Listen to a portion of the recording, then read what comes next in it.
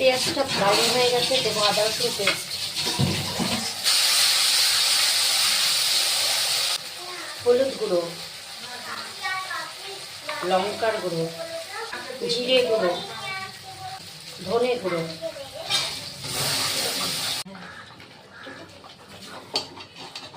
মাছটা কষা হয়ে গেছে, এখন এই ভেটকি মাছের কাঁটাগুলো তুলে নেব।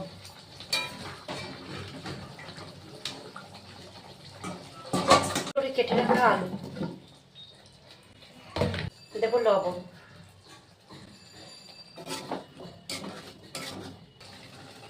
পিস করে কেটে রাখা বেগুনগুলো দিয়ে দেবো, ভালো করে মিশিয়ে দেবো। দিয়ে দেবো পরিমাণ মতো জল।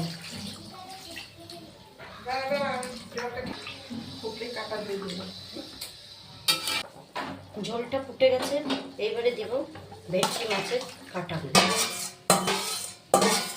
ভালো করে মিক্সড করে দেবো।